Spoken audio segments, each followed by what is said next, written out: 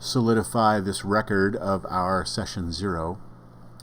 And I probably need to hide what's on the screen there. There we go. There's some secrets there. I need to edit this now.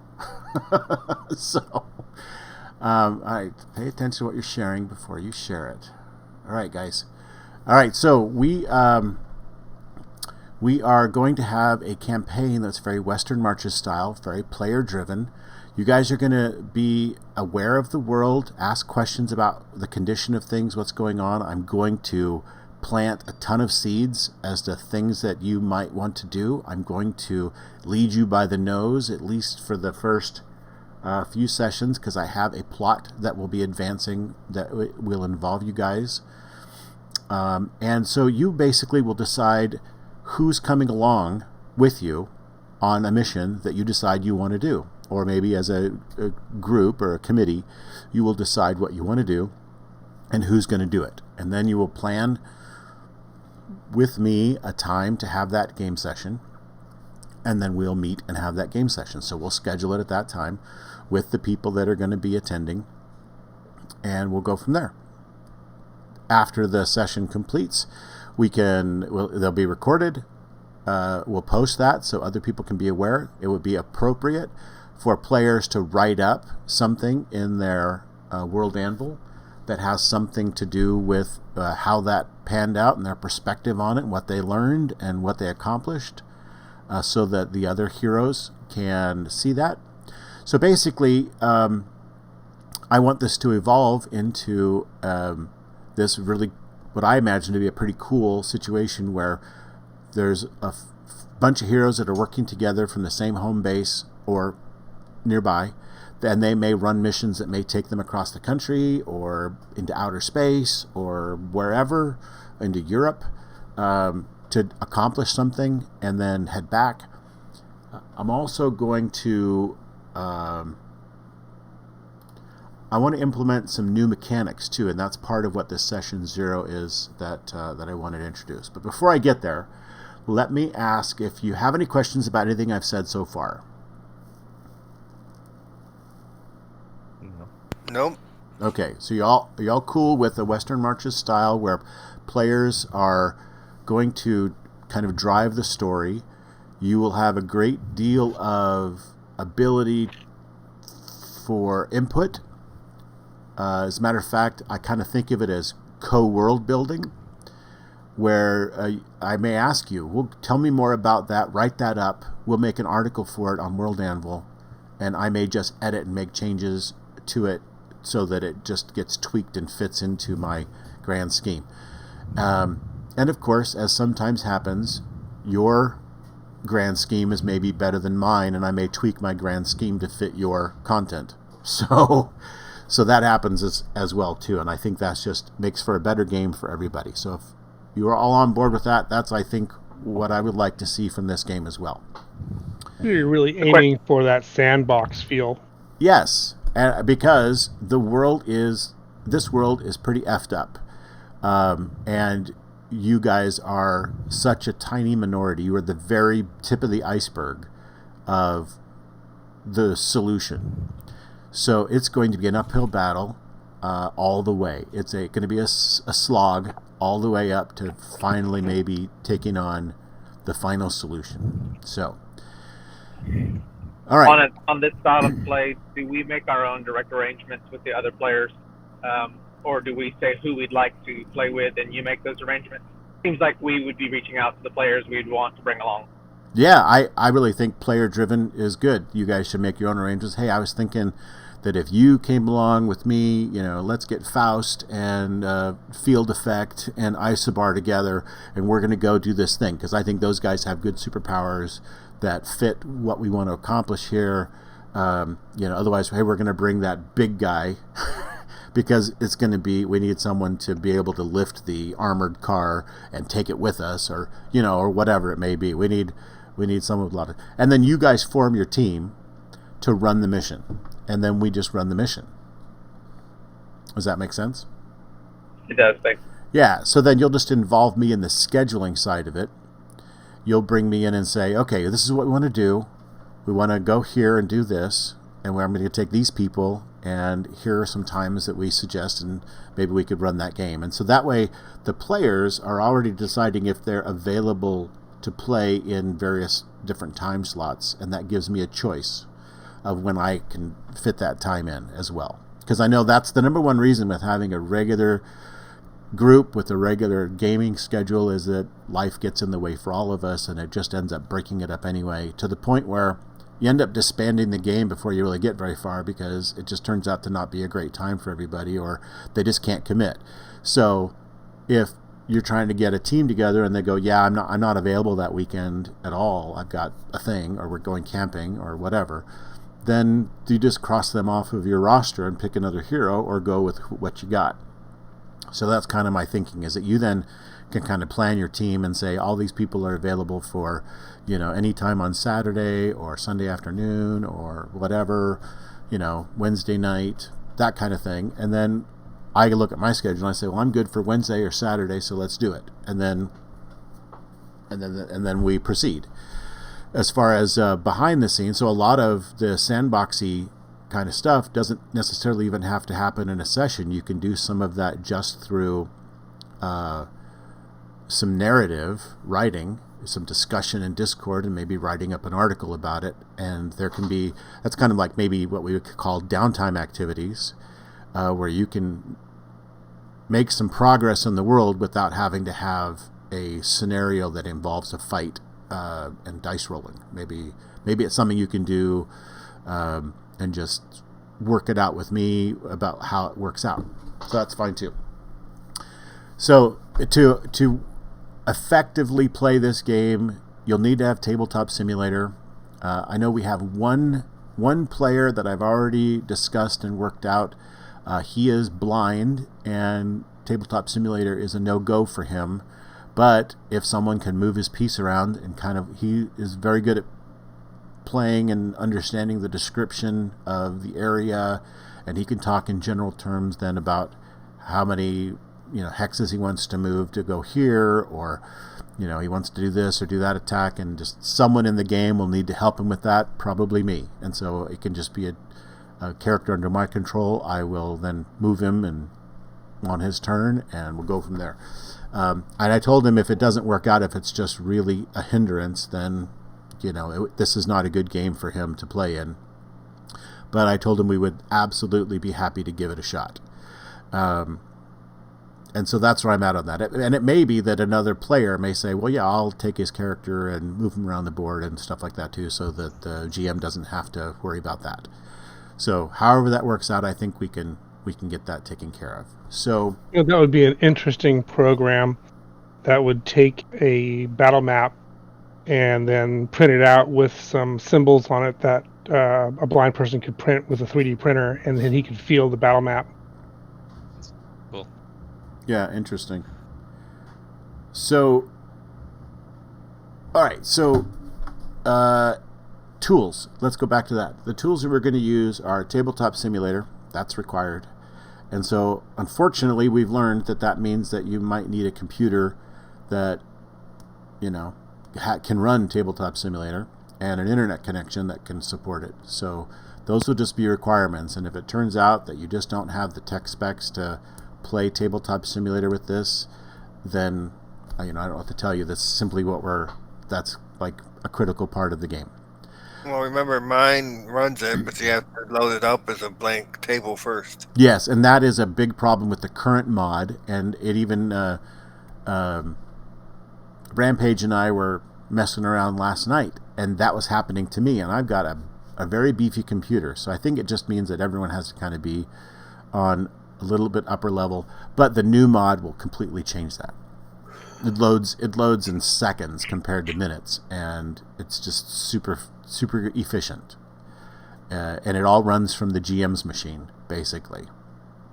So it's very cool, and it works well. So when that gets released in beta for testing, I will probably just start using it, and we may run into some technical issues, and I'll have to do some bug reports back to Brennell, etc. But we'll probably just use that because it's just so much better already. I mean, it supports, we could run 9 nine players and a game master without any issues. We've done pretty much that, including everyone rolling at the same time and stuff that would never actually happen in a game. We did a lot of stress testing in it, and it worked really well. And everybody loaded right into it and didn't have to do a blank table first and then load the mod. So that's pretty cool. And that should be released, I think, maybe by the end of the month for sure. So we have good timing on that. Okay, so the other tool. So we got Tabletop Simulator, the other tool, World Anvil. So I have a world, and the site is got its flaws. It's got its maybe usability issues. It's a little clunky even for me, but it has a lot of virtues as well. And one of them, because I mean, there's a lot of other tools out there. We could do Obsidian Portal. We could do, I don't know, there's a bunch, and I kind of went through looking at a lot of them and finally settled on World Anvil to run a D&D game. And I liked it for a lot of reasons. They are even trying to create this little in-game, while you're playing a game, everyone can use, dice rolling and stuff on their own screen. I'm not confident that'll ever come through super well, but what I do like is all of the narrative aspects, the world building, the linking, and it's a little bit more pretty and user-friendly than another tool that does all that linking really well too, but that other tool seems to be like focused on almost like developers, so they can store data for games and how they link and have their relationships and so on, and be able to pull it in and out programmatically instead of by humans.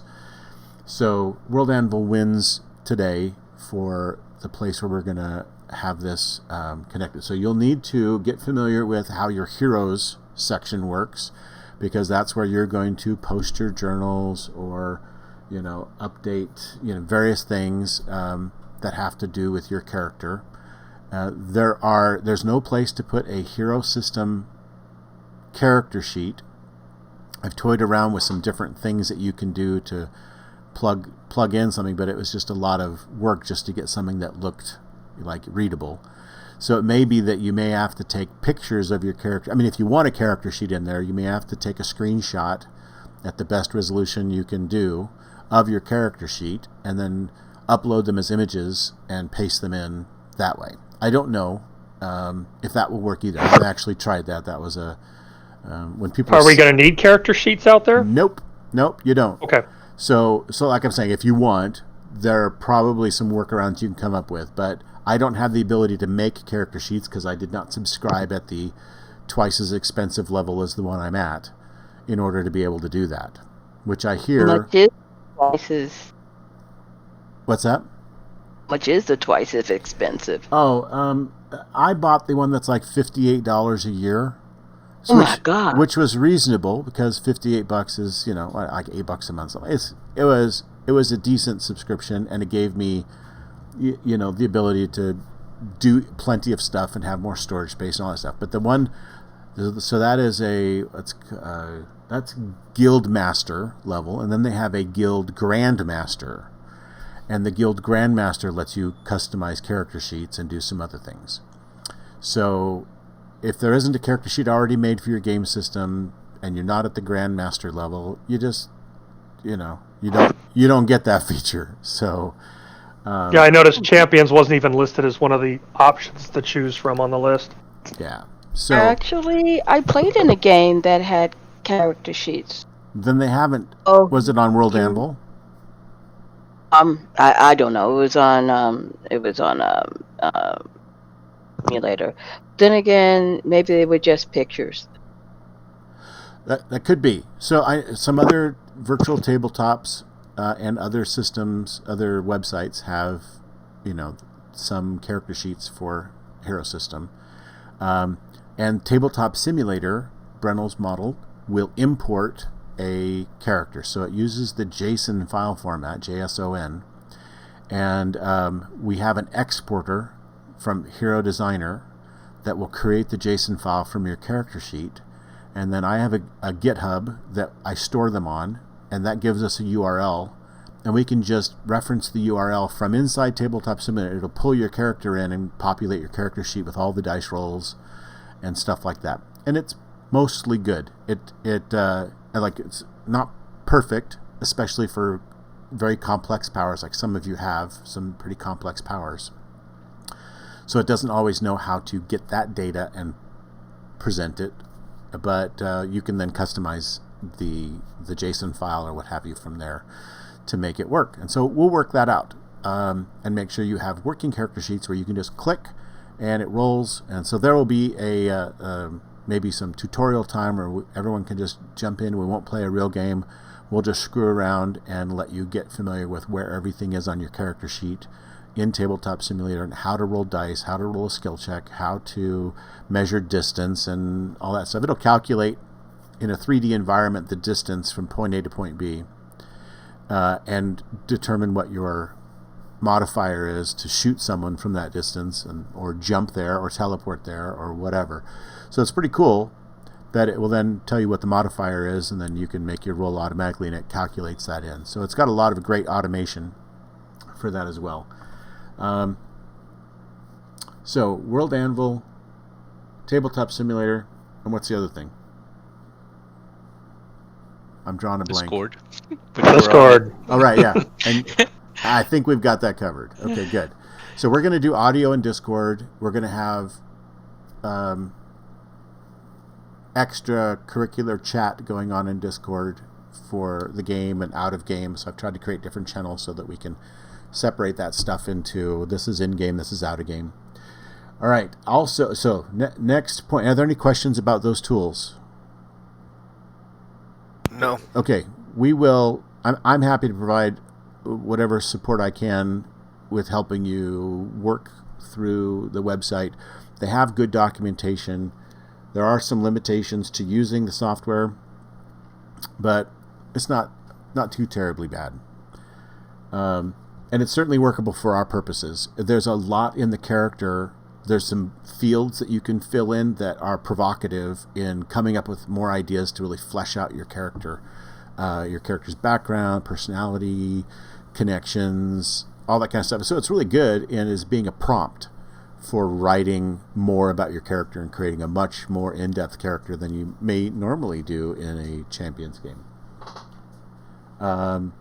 So that's one of the reasons I like it, is because it does have a lot of that kind of functionality and linking to relationships and organizations and all that kind of stuff. So I anticipate over time we'll flesh out this interesting and meaningful world for all of our characters to be in. Okay, so on World Anvil there is a article in their blog that even has a little video that talks about how to use the heroes side. So they call it Heroes. What is Heroes? It's a complete experience for role-playing and developing your character and all that kind of stuff. So that's a great article. I'll post a link to it in the Discord. Where in the Discord? Let's put it in characters and rules. All right, so there's a link there. You're welcome to go look at that, play the video. That's some homework for you. Just helps you understand more about how World Anvil will work from your perspective. It also has stuff in there for me, so I can see it from a GM's perspective. There's some tools that I can use to interact and put in NPCs and interact as them and all that kind of stuff. That's all possible. I wanted to also bring up another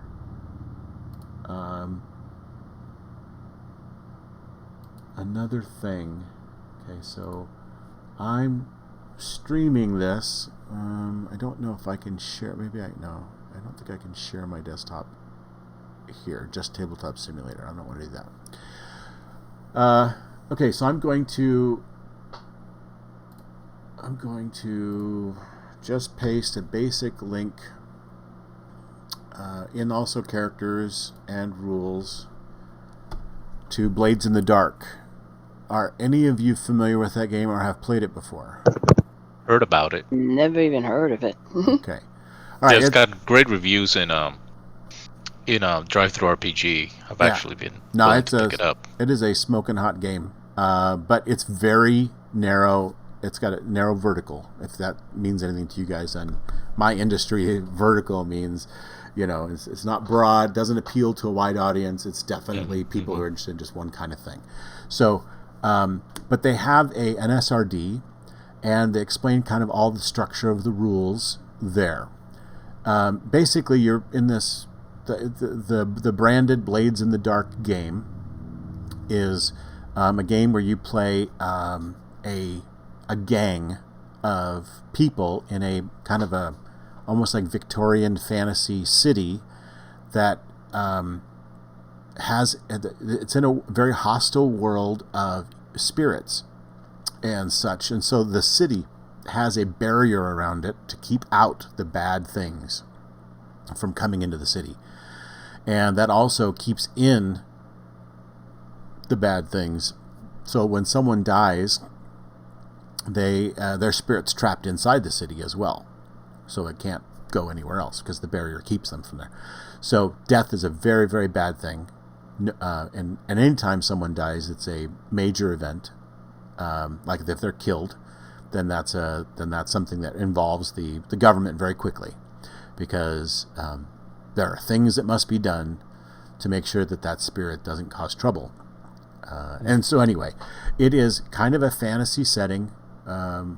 Maybe, almost like Victorian fantasy, and but it has some very cool mechanics, and one of them has to do with, so basically you have a crew, and then with your crew you plan scores. So these are ways that your crew, there are competing crews, rival crews, there's the government, there's all kinds of stuff involved. It's very gangland kind of, territory. You want to increase your territory, dominate, beat down another gang, take over one of their safe houses, and all that kind of stuff, and a lot of criminal activity. So honestly, this came back to mind because of the world setting of being this weird reverse. You guys are the crooks because you're the heroes, because the government is all crooks, so they're like the law, and you guys are the criminals. So that came to mind, and you will be performing, they use the term scores, but I'll just call them missions, and we're going to, this is what I want to do. I want to kind of plan using this kind of score system. So for planning some of your missions, and then we'll actually have combats and encounters based on what's necessary for this score to come through. So it says there are 6 different kinds of plans you can come with: an assault, a deception, a stealth, occult, social, and transport. So we're not really going to do occult because that fits that game world, but not necessarily ours. And so we're going to kind of apply these. Now, their game mechanic is kind of a success system. You roll a number of dice, and you only keep the highest number that you roll out of however many dice there is, usually 1, 2, 3, or 4 dice. And so as you roll, you just look for the highest number you've got, and 6 is obviously then the highest that you can go, and then you score a critical if you roll more than 1 6, so that counts as a critical. Otherwise, if you can't, out of all your dice, if they're all lower than 3, then that's a bad result, and then a 4 or 5 would be a success with consequences, and then a 6 is a success. Okay.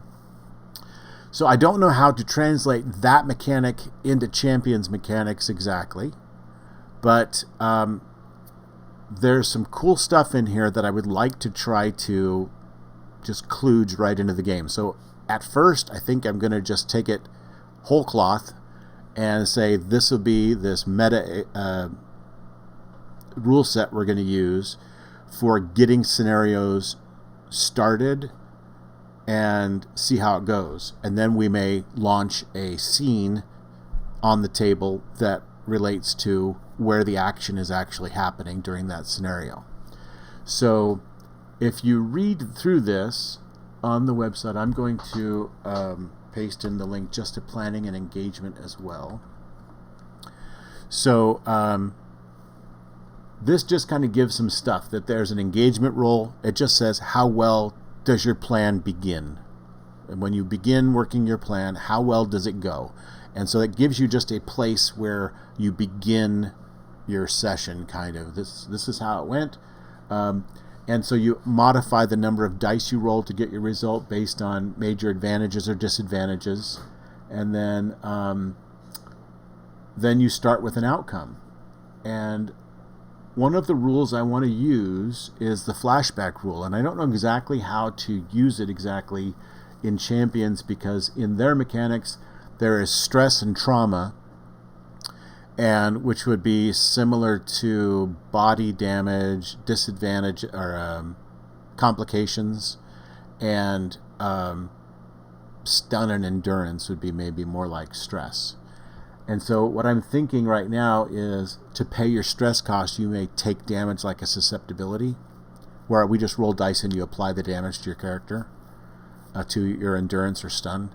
And then if there's trauma, that would just play out as you take some body damage or you take a complication. I think mostly it would be a complication, like a psychological limitation or something like that would be an effect of taking trauma. So I don't know yet, but this is where I'm starting with this idea, and your feedback is absolutely welcome on it.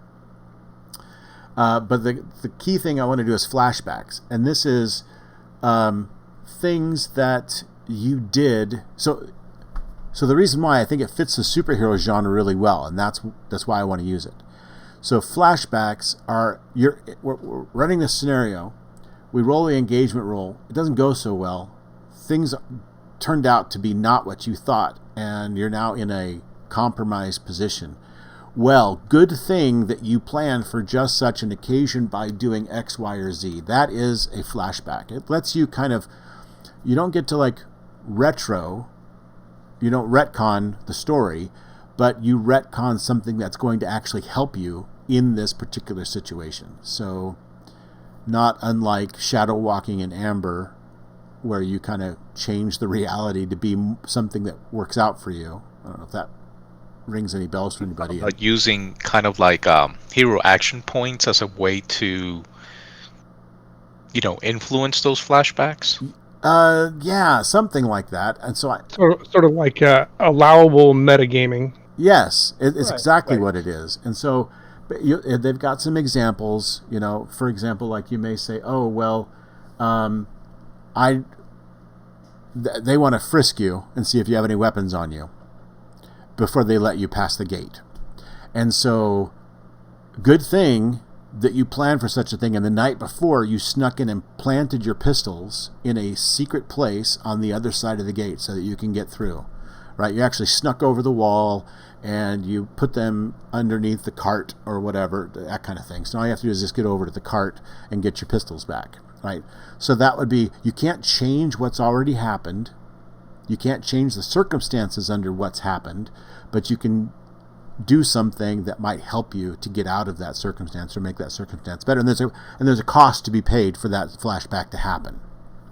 And there may even be a roll that will have to be made in order for you to have succeeded with that action. And so that's the part of the mechanics I need to just sort out before we can use this in our game. But I think that's how we're going to be able to do heists. In comic books all the time, they're like, oh, we're watching Avengers or whatever, and we didn't realize they had this secret plan all along, right? The heroes put together something that they're going to take on, the bad guy, and they had a plan. They had something waiting to, a trap or something to catch the bad guy. And we don't find out until they're ready to spring the trap. And they was like, good thing we planned this and we planned that and we did this and that. And then now we have this thing we can do. So I think that's a way for us to real-time play out without having to actually plan for every contingency. That's what I think a lot of people are used to doing.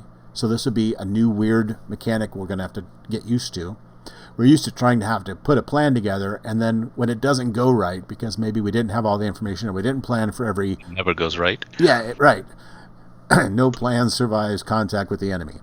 And so instead of then having to just improvise your way out of a mess, you get to improvise your way by saying, "Oh, good thing I planned for that," or just such an occasion. So here's how this works. Or I bribed the guards the night before to not go on patrol right here, or I did something, and so you have to come up with something.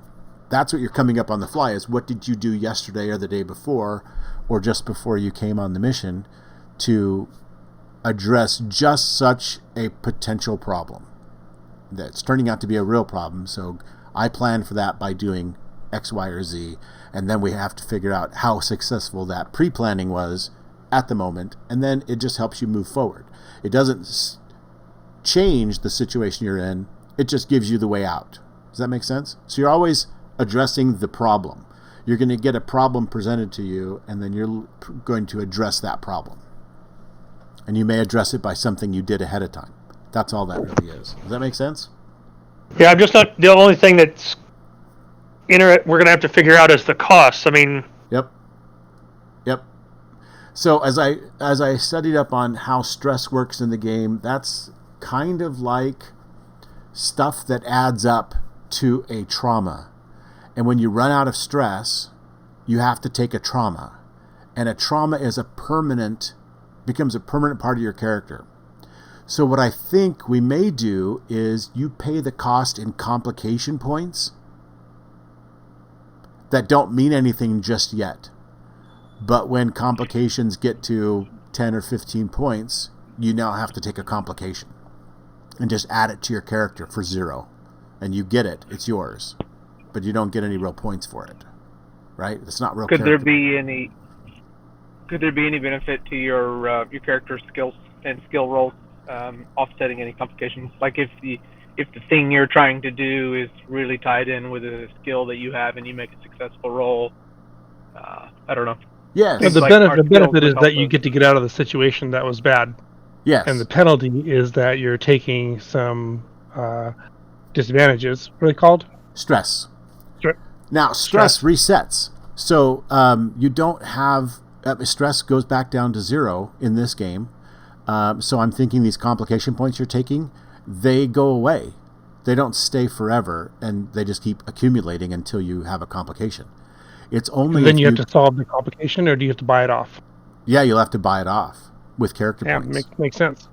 So that's what I'm thinking right now, is you'll end up getting complication points as your stress, and then when your complication points reach a certain number, 10, 15, then you have to take a complication. So the way to avoid taking a complication is to not overuse the... Exactly right. So you're going to be careful about when you use flashbacks, because they're going to cost stress or complications. And likewise, there may be other things in the game. I may use that mechanic to do other things, because I kind of think that's a cool mechanic, right? Because it does effect somewhat permanent change to your character. That's really interesting. It sounds very similar to the sanity mechanic in Call of Cthulhu. Yeah. If you're, and there's a way whether you can use your own psychological complications or skills or just downtime, to reduce that stress level. Exactly. Or whether you go from mission to mission, which only increases the stress level and it almost eventually builds into a trauma, kind of just like in Call of Cthulhu. You could make Cthulhu, you're eventually supposed to go crazy, because that's how Lovecraft wants it. Yeah, hopefully true. we're not going to be a bunch of nutcases that now rule the world. Well, we have to be a little problematic. crazy doing this to begin with, right? But I get your point. So also in Marvel Superheroes, the latest version, there is a mechanic in there for spiritual or social damage. And those are complications as well.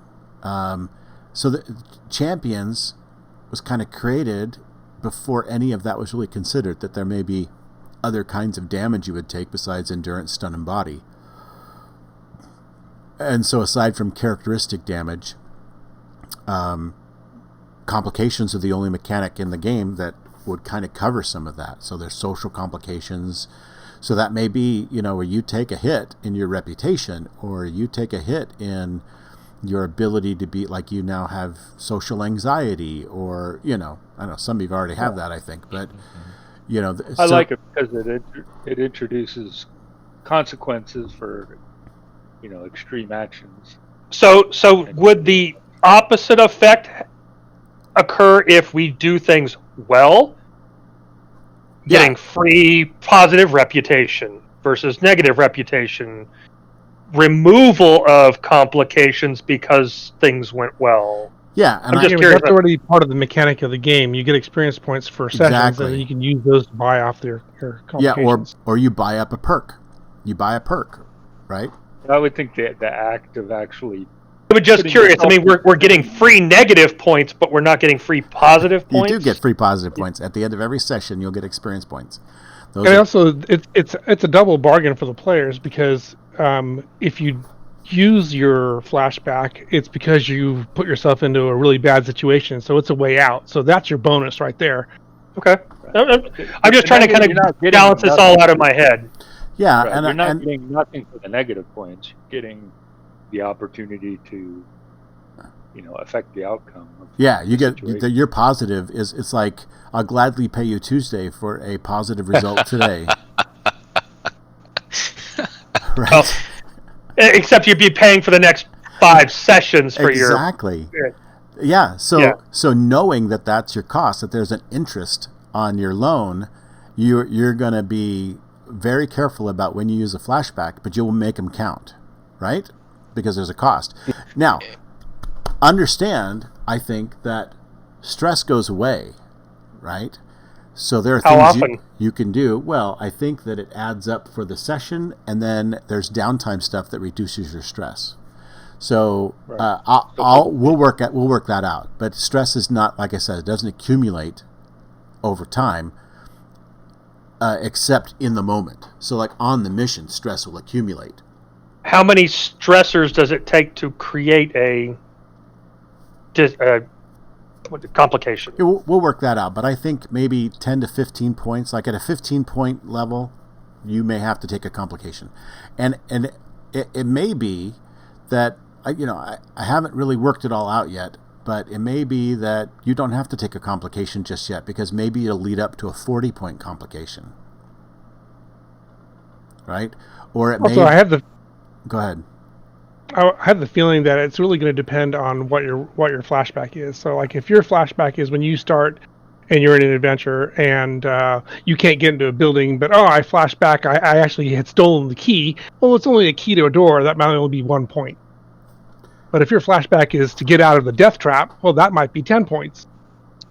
Plus, making whatever complication you potentially take on. So, for example, relevant to what you did during the mission, so like you were saying, a loss of reputation, maybe gaining a hunted or something like that. Yeah, so in the rules for Blades in the Dark, there is, for example, 0 stress cost for an ordinary action for which you had easy opportunity, consorting with a friend to agree to arrive at the dice game ahead of time, to suddenly spring out as a surprise ally, etc.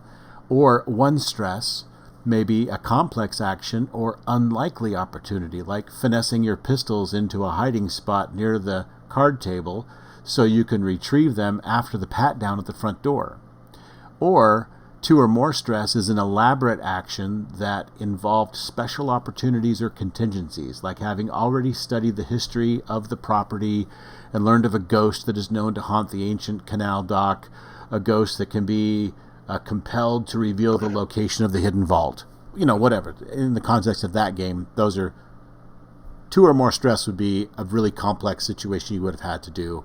But if it's a lot easier, it may only be 0 or 1 stress. So we'll just see how that goes.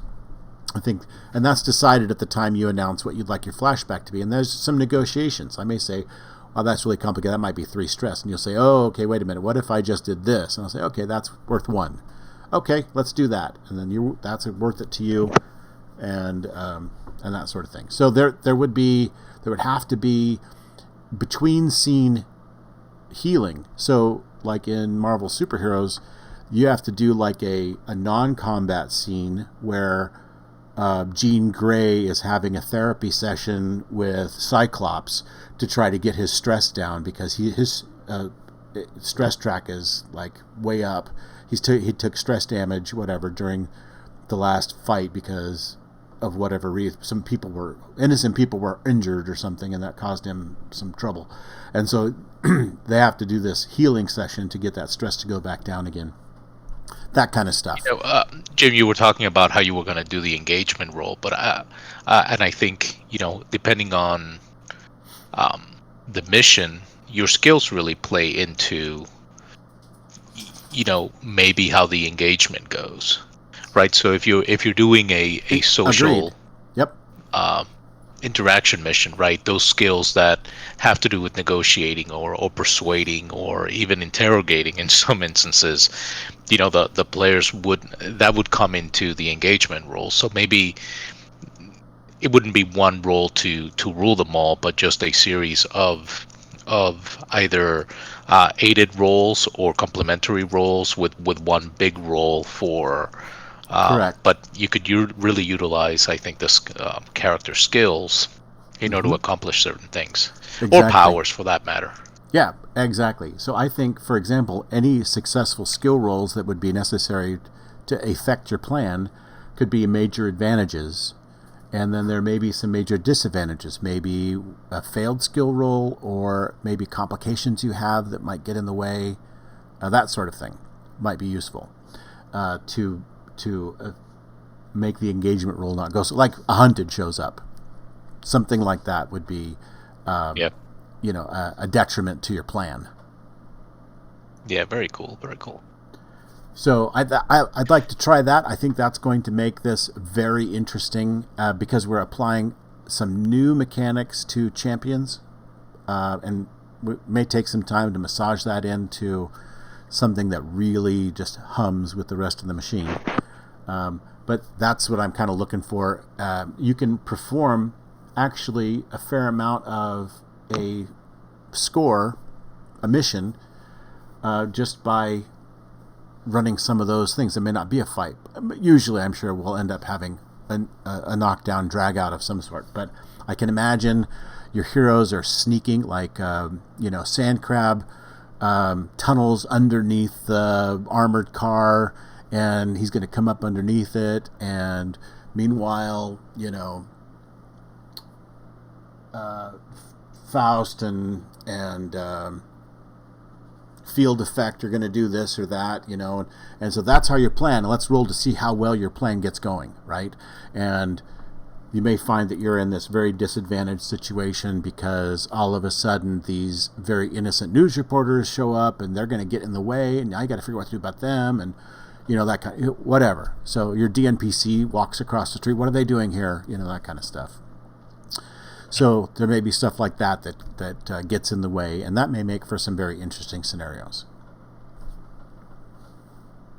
Okay. So do you have a first scenario in mind that everyone's sort of going to get together, or are we actually doing this from the get-go? So it was an excellent question. I'm glad you asked it because that's kind of where I was headed next anyway. So good segue. Well done. Pay me later. I'll reduce stress for you later. How's that? So, all right. So here's my thinking of how we're going to get this ball rolling, and that is we're going to form the team, and I think it would be. So I guess let me ask your opinion and get some feedback from you. Would you like to begin the first actual scenario with the team formed and situated in your secret base, where that is your go-to place? And so for those who have secret identities they have to maintain, they can still do that, and then they Maxwell Smart their way into the secret base and go in there for missions, or they're doing patrols, or they're doing something, and we get this all set up so that you have some rumors, you have some ideas of things you can do. Maybe I have a specific task for you, and I give that to you through in-game as a thing you need to do, or that's really obvious that needs to be done and has a time crunch to it. And then you guys plan how you're going to take care of any of those issues.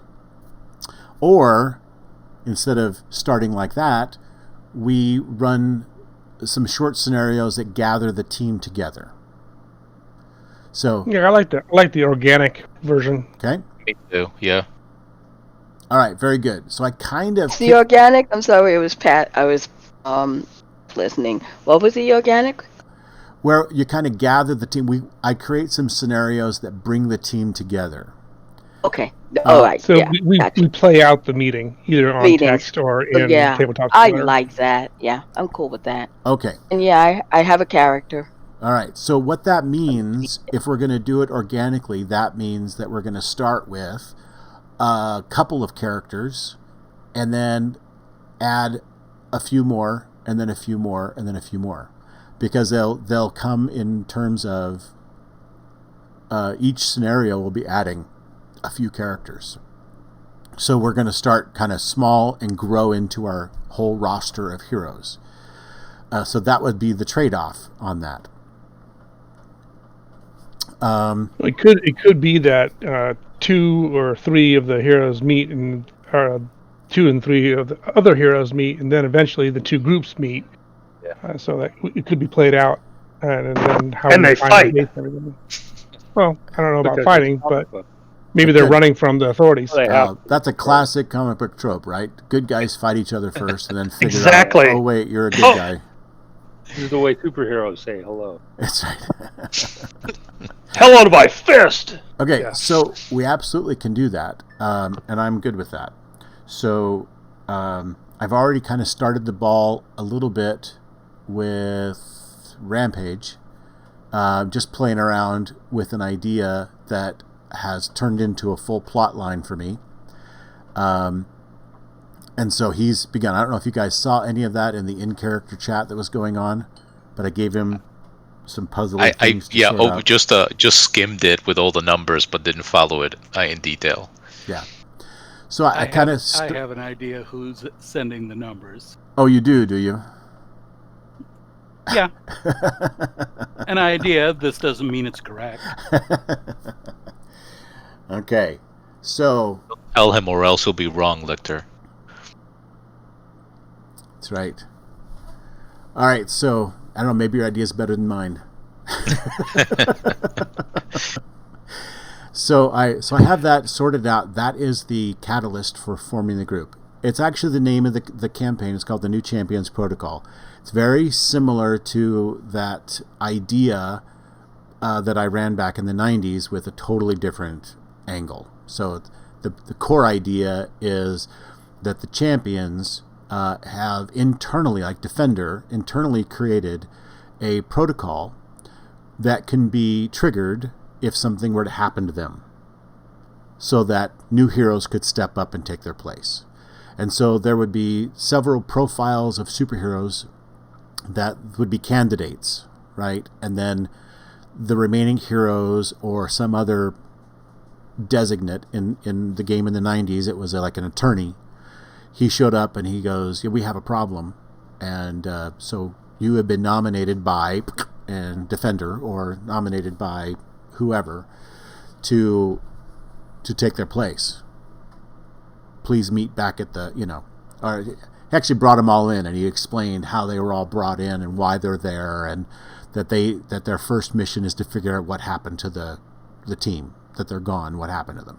So it was only the champions in that game. This is the whole freaking world. Where did all the superheroes go?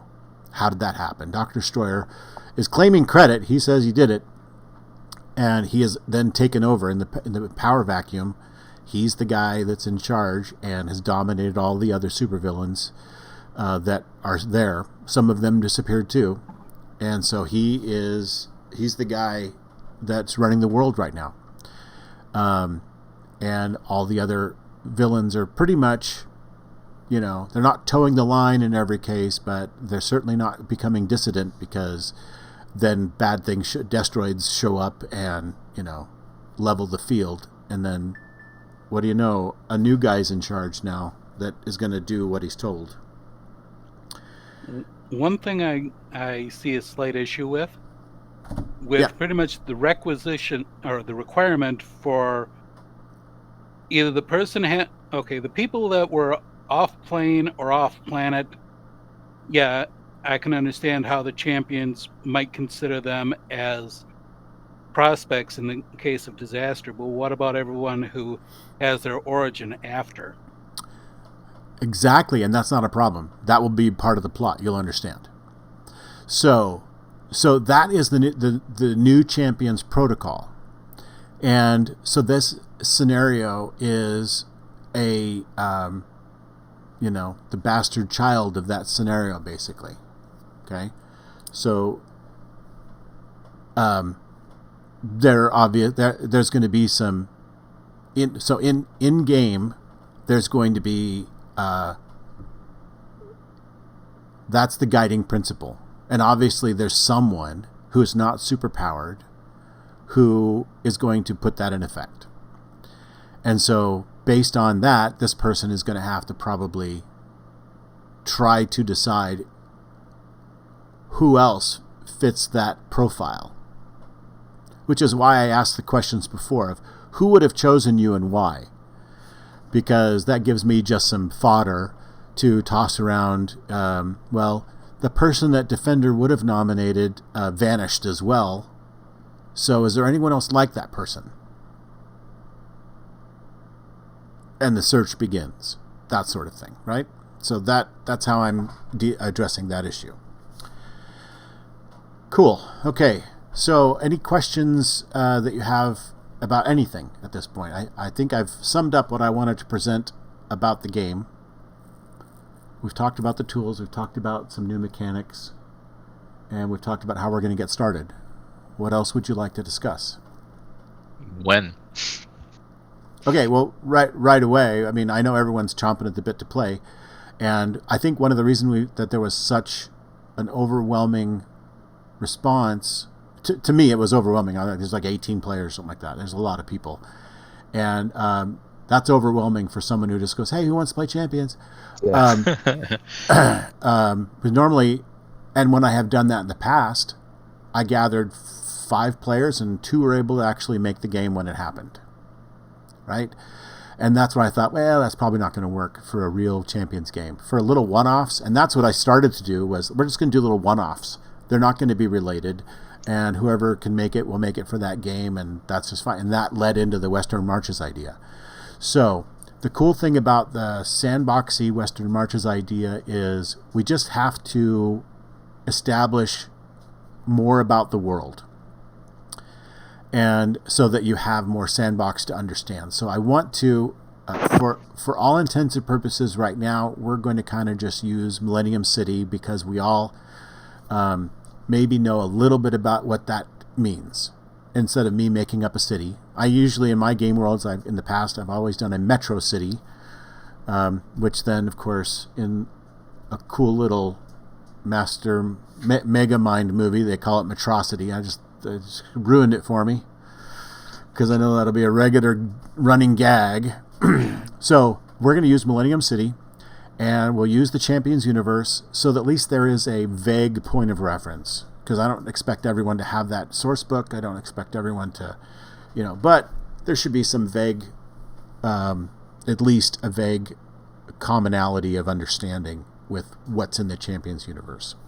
And it's changed quite a bit, isn't it? I mean, because Dr. Destroyer kind of is the leader of it all, and then you have, these moths that are running everything, it seems. Exactly. So the world is different even from that, but as far as just having like geographical locations, it's still the United States. There's still, Vibora Bay, there's still Millennium City, and it's just material that is someone had already taken a lot of time to gather from campaigning for 20 or 30 years and put it into a book for everyone as an idea. So I'll probably just be grabbing things out of that, and I'll update the World Anvil and so on with more stuff about places and things. And I would invite others who are interested in co-authoring and world building with me. We can work together on that, and you guys can help fill that out. So there's some metagaming to be done right away with that. That includes just how your character fits into the world. You can define the world that your character fits into, and then I can edit and veto or whatever, anything that might go against the master plan that I have, and we'll just negotiate what the final answer is. And so there's some metagaming that we can do immediately with that, and we can kind of fit that in. I have a very busy work schedule, and I'm a family man. I've got several kids. Most of them are, they're all teens and older now, and but there's still plenty of family things that I have to do. So it affects my free time, but I can fit things in here and there, and we can chat, we can write back and forth. That's just immediately. Then as scenarios present themselves, we can begin doing the whole world marches, gather your team, go accomplish this thing. So I'm going to start, since you've all kind of voted, if I understand, does anyone vote against the organic method? Crickets. Okay, so we're going to use the organic method to form the team. All right, so I will begin right away getting the teams formed. So I'm going to start with Rampage and Maximum Resistance. Okay. And those two guys are going to start working together right away, and we'll quickly bring in other characters as I just sort out the best path that fits my overall, right? And there will be mostly as we identify the character, meeting the new champions protocol. And then it'll be like, there's one, let's recruit them. Oh, there's another one, let's recruit them. Or, hey, these two guys are working, they're not part of the new champions protocol yet, and they can do a mission. And that may be what gets them noticed so that they get recruited. Things like that. We can do that kind of thing. Okay? Good. Any other questions that I can answer for you right now? Why aren't your kids here as part of the players? We do play. They don't have any experience with Champions. We played D&D because that was a very accessible game for the family to play, and they don't play as often anymore. They're college mostly age kids, and they have their own thing. So I have one son who is training right now to be a commercial pilot, so he's spending a lot of time flying, and then he has a part-time job on top of that, and then when he's not doing either of those, he's sleeping or playing League of Legends at that point. That's about what he does. And then I have a daughter who's in college. She's ahead of the game. She's studying to be an attorney. After she finishes, she's just graduated. She's 17 and she's just gotten her associates. And she is... Wow, that's pretty impressive. Yeah, she's a smart cookie. She graduated high school early and moved on. All of my kids have been honor students and that sort of thing, so that's always been their priority, and gaming was something that we did as a family activity. And we don't do a lot of gaming, even board gaming anymore, just because everyone's very busy and has contradictory schedules. But once in a while we do. We get together and we play. One Night Werewolf, or something like that. We have a lot of fun with that kind of stuff. So, yeah, what? I know many of us have put forward our character sheets, and the concept, it seems like you're going to be bringing together different characters over time. Do you have any requirements around reserve points or creating bases and things like that as a team, or is it something that's a given unless we're expecting the base to do something specifically fantastic for us? Yes, that is exactly the right answer, what you just said. So thanks for bringing that up. You're going to get the Champions base, and it's going to be a non-destroyed version of the base that is, well, not fully destroyed. It's salvageable. And so you guys can choose to put character points into that to make it do things like if you're going to enhance what you get, which is basic stuff. Okay. So if you want to add a danger room, or you want to add a vehicle, that may require you to spend some points on that as a team. But otherwise, I have a question. The Champions base was a set location, correct? Correct. Homestead was like a 4-story building with some sub levels, and so you're going to have something like that. but it's been destroyed. So that was one of the things that was taken out by villainous looters, vandals, etc. They just ransacked that place. So what about a base that was more mobile, like a flying carrier?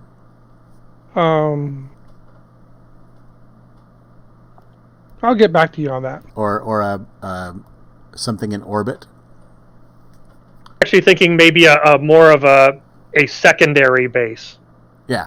So that kind of stuff, we that will be down the road, and yeah, you can certainly buy those if you want a mobile base, if you want something like that, so that you can. Well, I guess it depends. I mean, from my understanding of the situation at large, is that you can't just set up a base and be superheroes, because the government's going to go poof, you're gone. Exactly. So obviously, it have to be a stealth base, right? It have to be something secret, or have cloaking technology or something like that. Destroyer uses that kind of stuff. He puts that stuff on his vehicles and bases, so you can't find them. So you'll have to do the same kind of thing. You'll begin with a base that is secret and safe. And that's the basis of a Western Marches campaign, is there is some place for you to be that is safe and that you will always return to. So that may not always be the case, because there may be something that leads to people discovering where the base is and then attacking it. That could be a future scenario. But for now, that will be where we're beginning, is there will be a base of operations. It will have some functionality, and you can enhance it if you like. I may enhance it over time for free. So we might go that route. So anyway, Teetangi says, "Oh, Blades in the Dark." So those are good questions, and you are absolutely welcome to pose questions to me in DMs if you want to kind of keep them on the down low, or post them in the chat and mention me so I can find them. I have found that when all of a sudden there are, more than 15 very interested people chit-chatting, wow, I have a hard time keeping up. So yeah, no, me too. So if it's important, it needs to come to me. Absolutely, make sure I'm mentioned, and make sure that or DM me, so I can at least that's separated out from the rest of the noise, and I can address it. I don't want to miss anything, and if I miss something, if you ask something and I didn't give you an answer, it's because I missed it. It's not because I didn't have an answer for you. I'll at least give you I'm not going to answer that right now as an answer, right? Like the Magic 8-Ball, ask again later. So you'll at least get an acknowledgement of what something to your question. You'll get an acknowledgement of some sort, because that may be something that I want to reveal, and I'll tell you that. I'll tell you about that later. Hang in there. Good. Any other questions? Well, good. All right. It sounds like not. I take that as an affirmative. I think getting used to the mechanics of using our three elements, Tabletop Simulator, Discord, and yes, yep, World Anvil. World Anvil is going to be key, right? World Anvil, is that where we're going to be doing most of the text-based writing? As far as encounters or conversations between players? I think it might support that. Or do you want to set up channels on your Discord where you can see? I'm not sure if Discord will allow you to restrict view, or even if you care if other players can watch. But you could set up channels for, let's say, the first two players that meet, and they could talk and meet. Yes. Without you really having too much input. Yeah, and we can certainly do that. And you can set permissions on channels that only certain people of like I can do roles and give you guys certain roles, so you're the only ones that can see the channel. We can do individuals with permissions to a channel. So absolutely, that's possible to do. So then Discord may be the great tool for that. Yeah. and use World Anvil just for the flesh of the characters. Yeah, and or to document the interaction in a summary fashion. Right? And I think that's one of the things I think is going to be super important for the game overall is those post-action write-ups. Yeah, and I'm not looking for a novel. I don't think that's important. You can, but I don't think that's important. I think what's important is that you're communicating on World Anvil what happened and what's the result, so that we all know where the world stands at that point, right? Right. Any additional clues or any of those bits of information, because that might be the key piece that another group needs from their encounter. Yep, and they put A and B together and they go, oh, that's it. We need to go here now. Let's go here.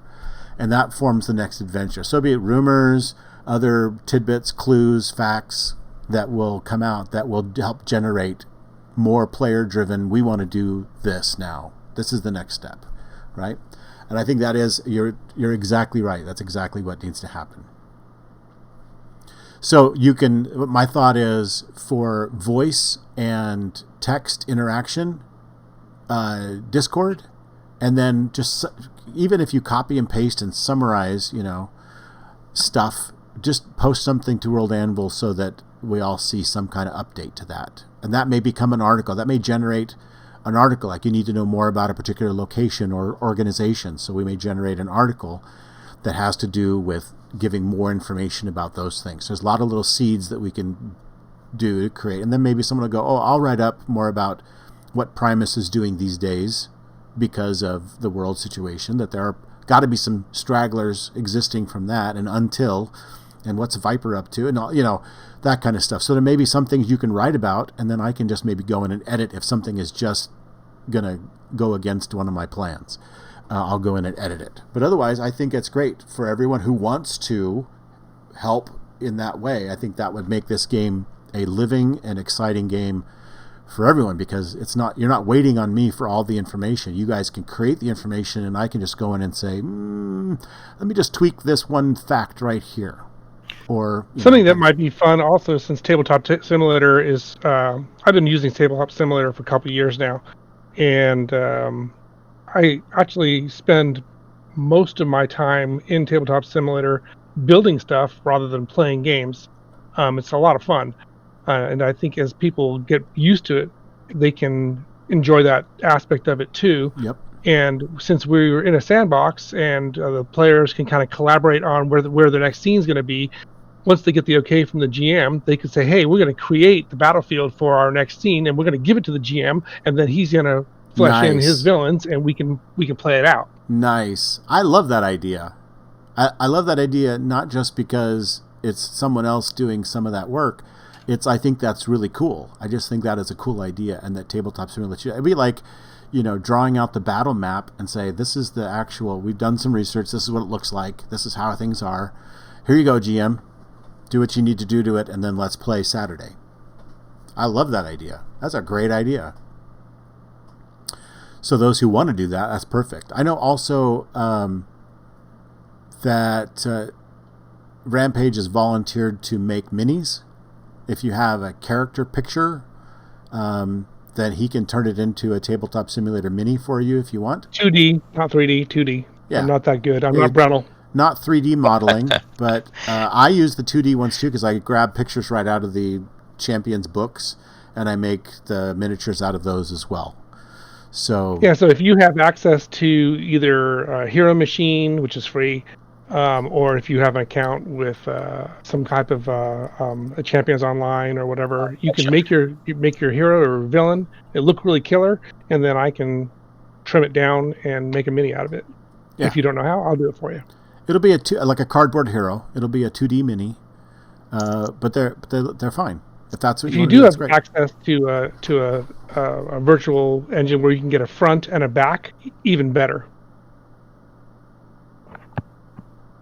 I've got front and back pictures for mine. Daz 3D. Yeah. It's a free poser equivalent,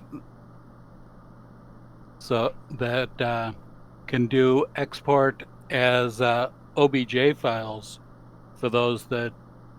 So you could make a can, 3D mini if you knew how. Yep, that would be cool. Cool. So I think we've got a lot of great resources. I love the idea of you guys just playing out the scene. So even if you don't know how to build, One World is a perfectly transportable method of building a scene and then sending me the One World bag. And then I'll pop it into my One World, and then I can bring the scene up in my table. So that would be excellent. A lot of good stuff out there, and that's time consuming. So being able to do that was fantastic. And then I can even just add elements or move something around or do something to it so it's not exactly what you're expecting. That might be fun. That might be a lot of fun.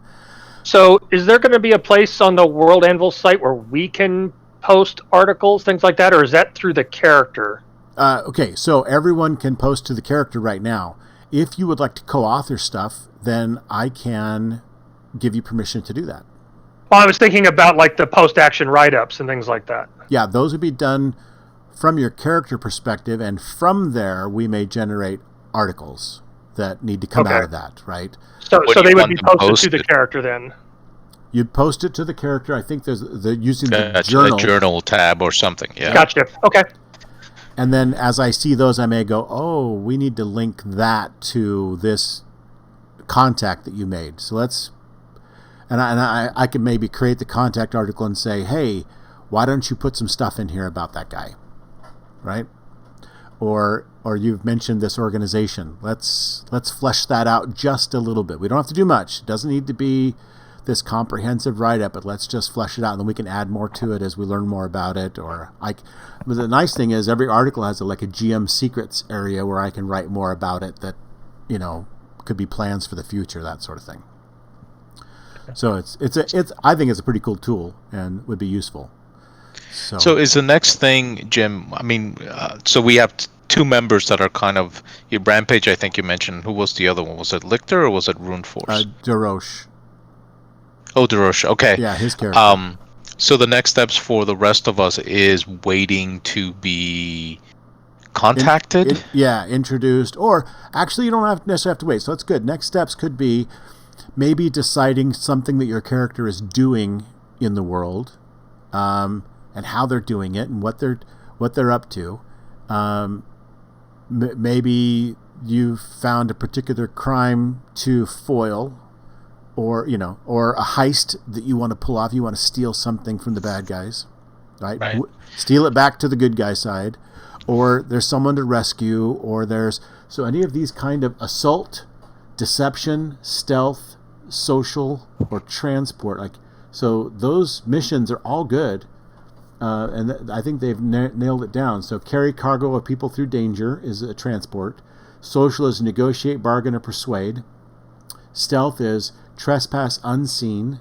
Deception is lure, trick, or manipulate. And assault is do violence to a target. So it could be maybe you just need to destroy something. Yeah, we're going to blow up this building. And you want us to put that in our journal? I think you can talk to me about your ideas, and even if you want to, maybe if you have reason to do it with someone else or meet someone else, or maybe you've decided that your character knows another character already, and somehow and maybe that would be one of the scenarios you want to play out either in text ahead of time or arrange for a game as to how your characters got together. Gotcha. So has everybody looked at everybody else's characters? Because I really didn't, because I didn't want to metagame. Yeah, I have a list, but I don't think it's necessarily comprehensive. Unfortunately, I haven't been able to accomplish building mine since I don't have a hero designer that works in SIG. Oh, okay. Well, maybe so. I know that some people have volunteered to help others already with some of that. Maybe there's some people who will be happy to help with that. I think that would also spread the time cost a little bit as well. So definitely help out. Yeah, so if people are willing to do that, maybe post somewhere, hey, I can help you with the character, just DM me and we'll get your character converted to 6th or whatever. Okay? Okay. Cool. So do you not have a character at all, Lichter? Or do you have an idea for a character and you just haven't been able to put it into a hero designer template? I have a concept. I'm not sure if the math would work out or how effective it would be. But Can you make it in I fifth have what right I now? No, actually, I was hoping to go directly from concept to sixth, Okay. rather than. If you want to send me your concept, just a background, I would put the character together for you on Hero Designer and send it to you, and then we can just tweak it. So if you wanna DM me and just send me kind of like your concept and things like what their complications would be, and it could be just straight paragraph form, and we can build it together if you like. Okay. I'm going to send you a quick message just so that you're on my conversation history so I can message you later. Cool. And if you want, I can send you a friend request so you can also remember who. I'll do that now.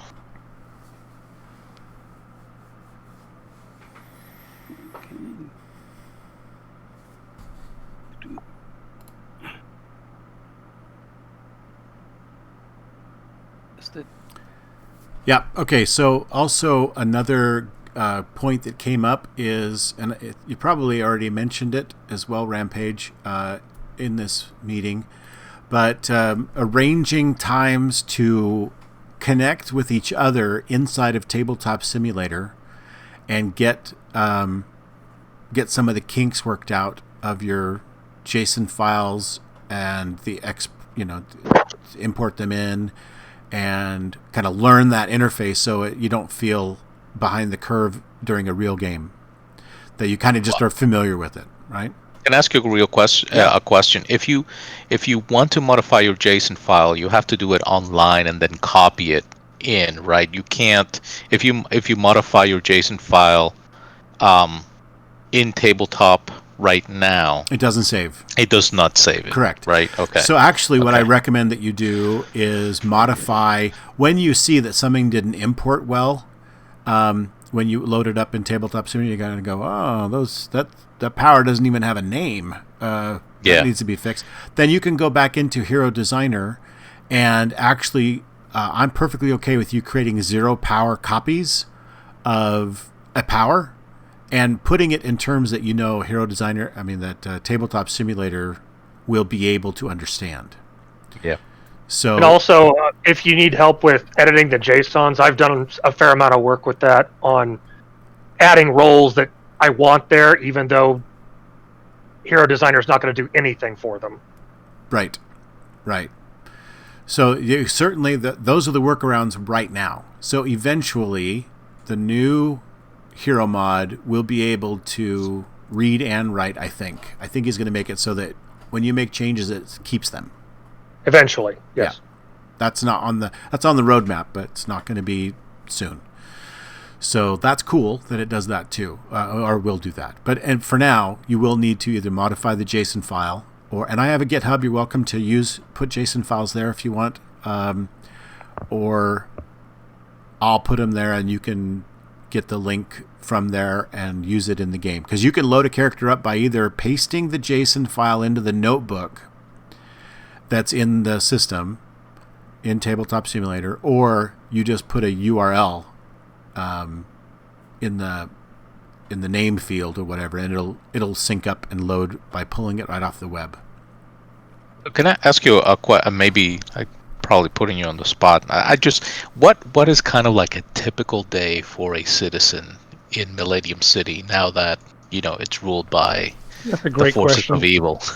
Yeah, so that's a brilliant question. And I think what I've tried to do is say, well,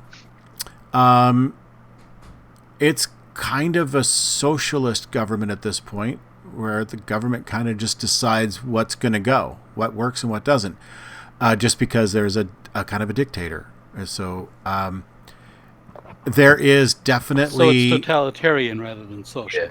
Oh, okay, yeah. It's authoritarian. It's authoritarian dictatorship kind of. But otherwise, day-to-day life for John Q. Public is fairly normal. It's pretty. As long as you don't talk bad about the government or Yeah. I mean, there's still And capitalism. How normal is crime? Crime is, if it's sanctioned crime, then it goes unpunished. But when there are rogue villains, they get dealt with by other villains because those are the enforcers of the government. Interesting. So there are knockdown dragouts, there are fights, there are, they still happen, but they don't happen the way superheroes would do it. There's usually death involved. So there are protection brackets that are actually perpetuated by government officials and that sort of thing. Yes. Yep. So the society supports it, not the people necessarily, but they've learned to live. And humans, one of the things we do is we adapt. We learn to live in the new normal. Right. So that may be interesting to parallel some of the stuff in the real world today with what's going on there. Not that villains have taken over in our world. Maybe you think they have, one way or the other, but that kind of just with this COVID-19 stuff, we've all had to learn to live a little differently, and with other things going on, maybe there's without getting political. Now, let me make sure I'm clear. I don't want real world politics to dominate. You're welcome to shadow them. You're welcome to take issues that aren't too specific and bring them into the world as an analogy, right? Science fiction and comic books do that all the time. Talk about the human condition and existing situations and how do they work in the fantasy world as opposed to in the real world. So do that, but let's not bring in too much because we don't want to turn this into hot debate and arguments and stuff like that. But we can kind of work out maybe an analogous situation in our fantasy world and how our heroes would solve that problem. And is the government using the Stronghold facility or anything like that? I would think that may have been destroyed. Okay. I don't know that this kind of government is big on prisons. No, I think they would eliminate. Yeah, right? More on executions. They cost less. Normals too. So they would put people on ice that they wanted to use later. If there was a reason to use them later, then or as a short-term punishment for someone who is generally generally follows the rules, etc. Oh, but just think in real life, right? Even the most extreme totalitarian systems in the world today, whether it's China or Russia, right? They have re-education camps where people just disappear to for 6 months while the government re-educates them on the values of being a model citizen, and many are eventually released, right? And some of them just languish in jails for a very, very long time. Yeah, or they put family members in jail, or DNPCs. Right. They're the ones that go to jail, right? But Destroyer's also been of the mind to kill 90% of the population without any thought. Yeah, if it's more of a kind of like a Nazi empire type of scenario where citizens may be systematically executed for one reason or another, right? Then it's very different than more or less lethal totalitarian governments. Totalitarian governments we have now still have to deal with other governments. He doesn't. I sent something to you, sir. I got it. Thank you. May change the.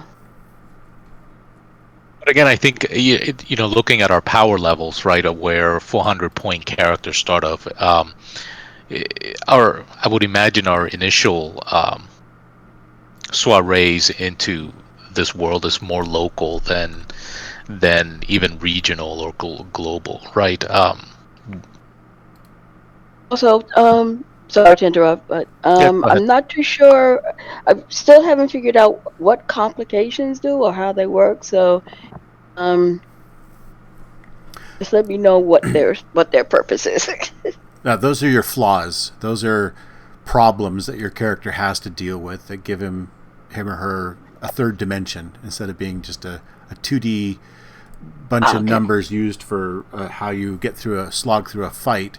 These are the other things that may affect your character in their life in general. So there's physical complications, social complications.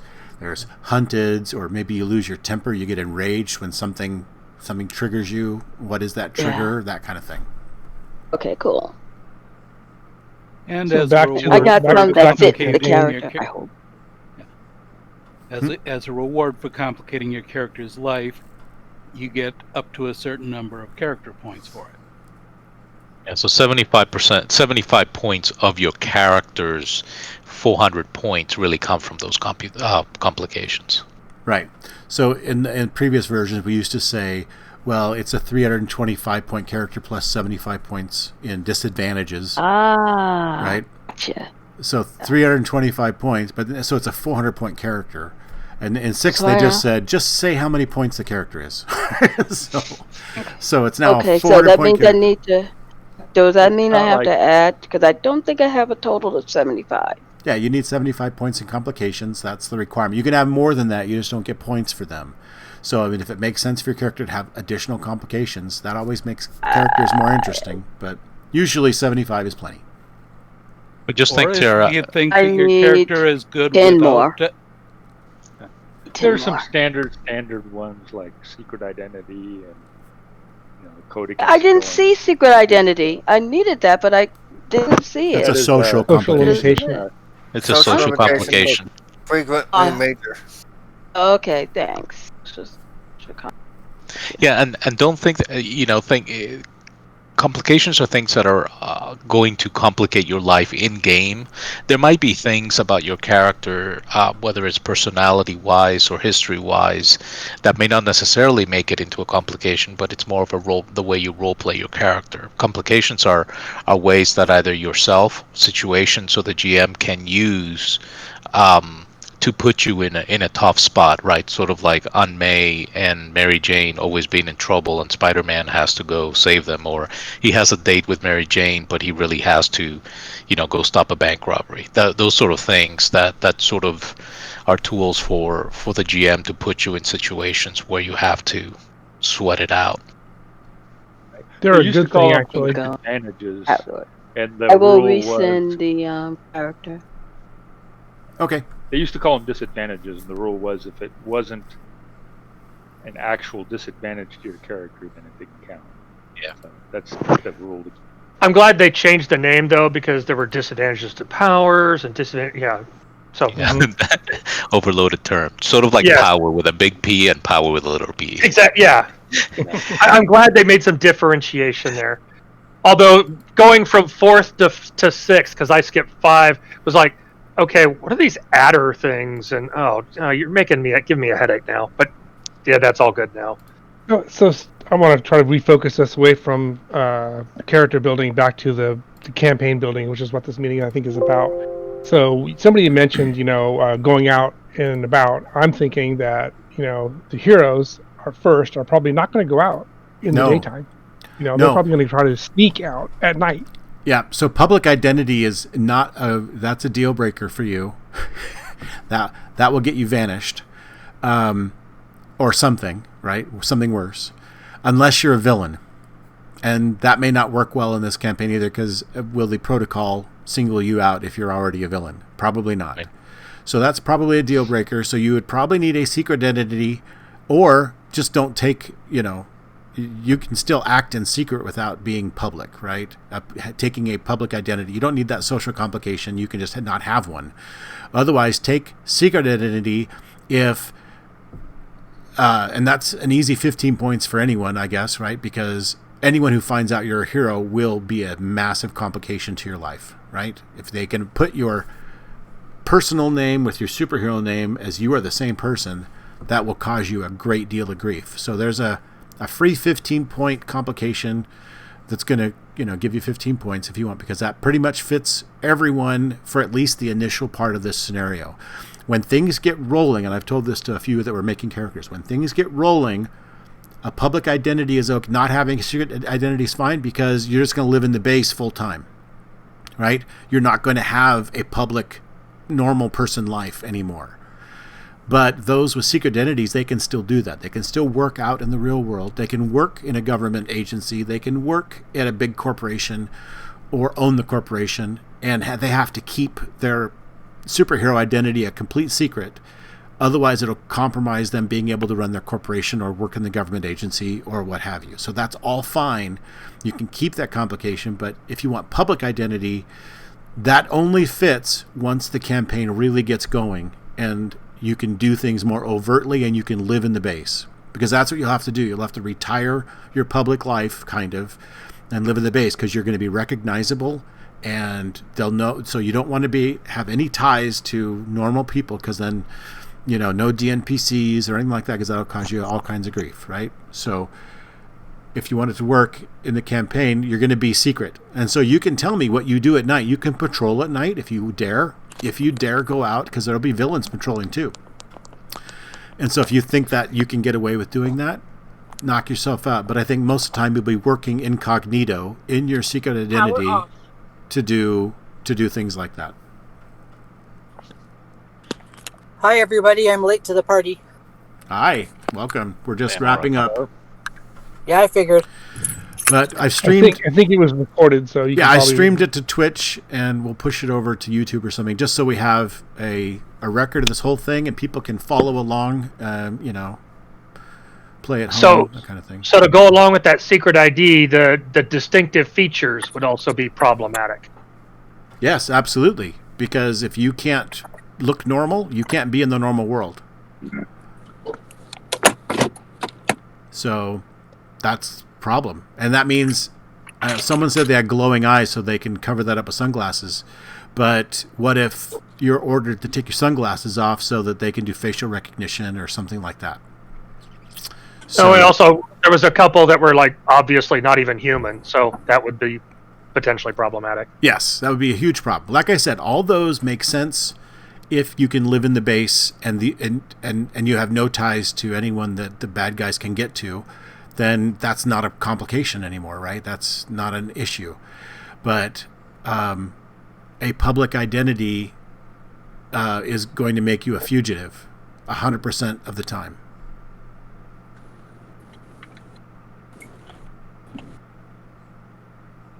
So, if you have a secret identity, i.e., will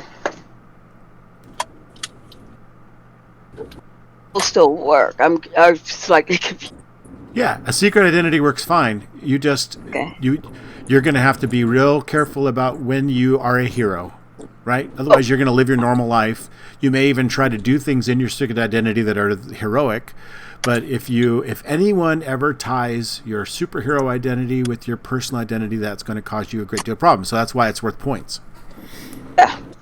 Okay, cool. I figured as much. Just want to make sure I understood. Yep, good deal. Okay.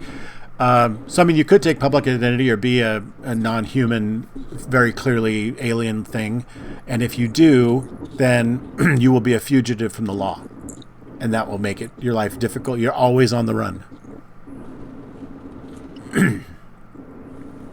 Okay, good. Any other questions from anyone before we wrap this up? Quick question about technology. I assume after 3 years, and several of the characters have thiefly type backgrounds. What sort of tracking capabilities does the government have for tracking down potential supers? That's a good question. I think we should potential supers. Yeah, I think we can explore that. But there is definitely somebody somewhere we should potential supers has the ability to do that. I think we can explore that. But there is definitely somebody somewhere potential supers has the ability to do that. I think everybody can explore that. But there is definitely That's a good question. somebody somewhere Is that me? Potential You mean super. with the has the button? ability I think to that everybody can echo. explore that. But there is definitely good question. somebody somewhere Is that me? Potential You mean super. with Yeah, the it's has the more. button? ability I think to that everybody can explore that. Okay. But there is That's a definitely good question.